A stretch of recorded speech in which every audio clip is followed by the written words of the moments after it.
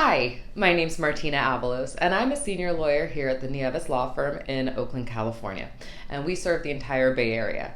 And one of the questions I get asked quite frequently is, what happens when the person who's alleged to be the victim doesn't want prosecution?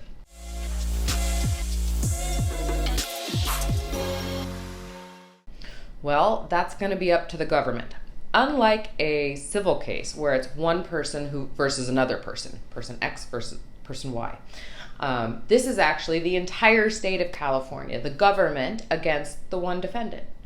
And so in that situation, the government gets to make the decision, even if the person who's alleged to be the victim says, I don't want prosecution. Even if that situation occurs, which surprisingly it does quite often. In those situations, the government can still go forward. They might have a very difficult time if their witnesses are not compliant. But let's say there's a situation where the alleged victim was assaulted in front of a group of other people. If those other people were willing to testify, the alleged victim might not have to, and it might not really be up to them.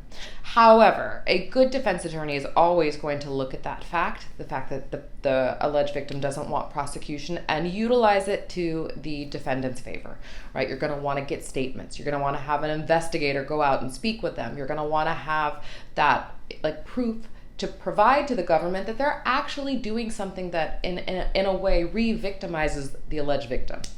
And so that's why it's so important to get an experienced, seasoned attorney on cases like this, even if it seems like it's going to be easy because the alleged victim doesn't want prosecution.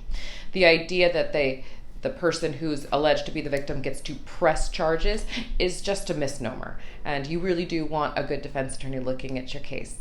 If you've got any questions, please give us a call. We'd be happy to answer them. Thank you so much.